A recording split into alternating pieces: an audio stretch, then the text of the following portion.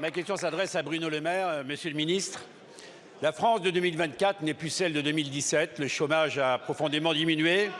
La réindustrialisation est une réalité. L'économie a été sauvée pendant le Covid grâce au quoi qu'il en coûte.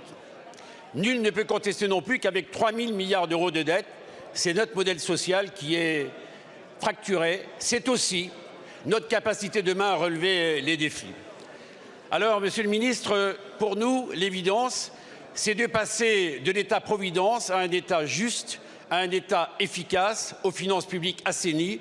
Vous avez poussé un cri il y a quelques jours expliquant que ce niveau était insoutenable. Nous le partageons, d'autant plus que depuis plus de 15 ans, c'est notre combat. Mais un État efficace et juste ne signifie pas un coup de rabot à l'aveugle sur les dépenses publiques. Un État efficace et juste, c'est aussi faire en sorte qu'il y ait un meilleur partage de la valeur, plus de pouvoir d'achat et une feuille de paye plus importante. Un État efficace et juste, c'est lutter avec plus d'acharnement contre toutes les dérives fiscales, les fraudes et bien sûr les spéculations. Un État efficace et juste, c'est mieux réorganiser notre système de santé autour de la prévention. 1 euro en prévention, c'est 10 euros de soins curatifs. Un État efficace et juste, c'est responsabiliser tous les acteurs et libérer les énergies. À 3 000 milliards d'euros de dette, on ne peut plus faire comme avant. À 3 000 milliards d'euros de dette, il faut dire la vérité aux Français. Monsieur le ministre, ma question est simple. Êtes-vous prêt, avec les parlementaires, avec les collectivités, avec les partenaires sociaux, à bâtir un nouveau modèle social protecteur pour les Françaises et les Français? Merci. Merci beaucoup, monsieur le député. La parole est à monsieur Bruno Le Maire, ministre de l'économie, des finances, de la souveraineté industrielle et numérique. Merci Madame la Présidente, Mesdames et Messieurs les députés, Monsieur le député Philippe Vigier.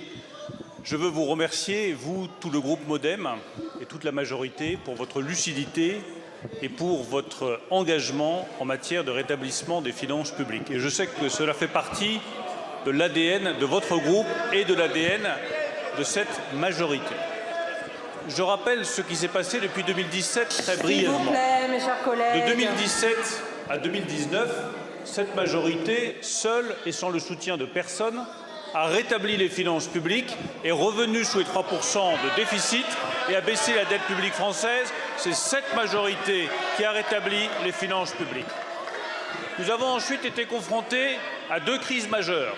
La crise du Covid, crise économique la plus grave depuis 1929, la crise inflationniste, crise la plus grave depuis les années 70. Nous avons protégé, nous avons mis en place le quoi qu'il en coûte sous l'autorité du président de la République. C'était des décisions justes, c'était des décisions nécessaires, c'était des décisions protectrices, c'était des décisions qui ont sauvé des entreprises, des salariés et l'économie française. Maintenant que nous revenons à la normale, j'appelle à la prise de conscience collective. Nous devons réduire nos déficits, nous devons couper dans un certain nombre de dépenses et nous devons revenir sous les 3% de déficit public en 2027 et à l'équilibre de nos finances publiques d'ici une dizaine d'années. J'appelle donc toutes les forces politiques, de la majorité comme de l'opposition, à venir me retrouver avec Thomas Cazenave, le ministre des Comptes publics, au ministère de l'économie et des finances, pour que nous examinions ensemble les économies possibles et nécessaires. Faites-moi des propositions d'économie, arrêtez de me faire des propositions de dépenses supplémentaires. Ce slogan « Je dépense, donc je suis », qui est trop répandu dans la classe politique française, doit être remplacé par celui « J'économise, donc je suis et donc je protège ». Merci.